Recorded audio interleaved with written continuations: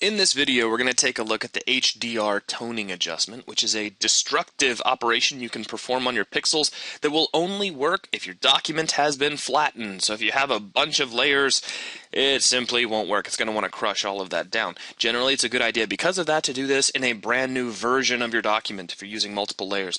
Now, the point of the HDR Toning adjustment is to give you that HDR kind of surreal effect. If you've ever seen HDR photographs that kind of have that interesting glow and very interesting lighting style to them, you can mimic that using the HDR Toning adjustment. So let's take a look at that. We'll go in our image adjustments and we see HDR Toning. And here we go. Now there are several presets you can play with, and I highly recommend you play with them because they're pretty cool. We have, for instance, flat is pretty boring. I don't much care for it. But monochromatic artistic is kind of cool, a little bit unexpected. We have, what are some of the cooler ones? Photorealistic is an interesting one. It looks kind of terrible on this particular picture, but if you try it with pictures that came fresh out of a digital camera, you can get some interesting effects.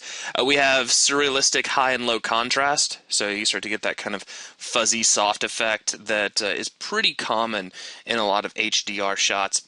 So what I'm going to do is switch this back over to default, and this is what you get when you first open the thing up. Now you have your method for this toning operation. Most of the time you're going to leave this set to local adaptation. However, there are some other methods as well. There's exposure and gamma, which anytime you see exposure, that's just brightening and darkening your image. Anytime you see gamma, you can pretty much guarantee that's going to be controlling the midtones of your image. So, and that's really all you're doing here. You can darken the midtones, you can lighten the midtones, and that's pretty straightforward. Next, you have highlight compression. This is going to take the brighter areas of your image and it's going to kind of squeeze those down so you don't get any super bright brights. Next, we have equalize histogram. This is just going to, I don't want to say normalize because that's not really right, but it's going to give you a more even spread of pixels across your image. Again, though, there are no options for this. And then you have local adaptation, which is the default method, and there are a whole lot of settings for it.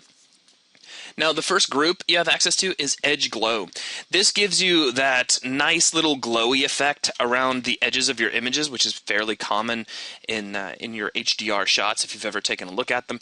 What you get is strength is just how much glow you're actually getting, and then radius is how far around those edges that glow is allowed to exist. So as you play with this, you can get some really, really wicked results. So if I kind of tighten up my radius, you can start to see I've got a little bit of glow taking place here over the trees. And there's a lot of cool things you can do with that. A really good idea if you're totally new to playing with this is to start adjusting some of the presets and seeing what is being done with Edge Glow in particular through some of the really cool effects that are set to presets. Next, we have tone and detail. These control the tone across the entire image. Gamma is going to be your midtones once again. So you can see we can darken up the midtones, or we can really blow the midtones out. We have overall exposure we can play with. So we can make things really dark or make it look like a nuclear weapon just went off. We have detail. Now this shows, this exposes the detail that's actually in the image. It's kind of like an adjustment for contrast in a way.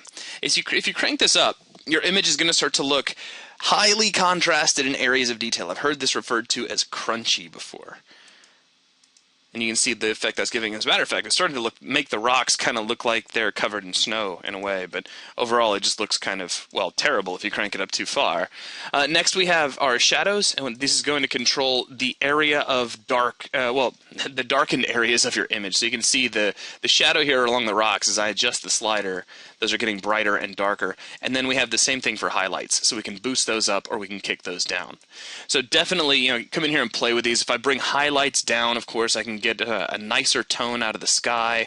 Of course, by bringing that down, I can make that edge glow a lot more apparent. So now, since we've done that, since the sky is a whole lot darker, if I bring the radius for the edge glow down a little bit, now you can really see that glow around all of our edges because I've really cranked the strength up so things just look a little bit insane there. We'll go ahead and pull that back up just a tad. Now we also have color controls, so we can boost vibrance, which is kind of like a clipped version of saturation. You do want to be careful with this and not crank it up too far because it looks really obvious. Or we can desaturate using vibrance. And then we have true saturation, which is not going to be clipped. And using this, you really can take your colors and just blow them completely out of the spectrum or completely desaturate to nothing. Finally, we have a toning curve and histogram. This is kind of like a very simplified version of the curves adjustment layer.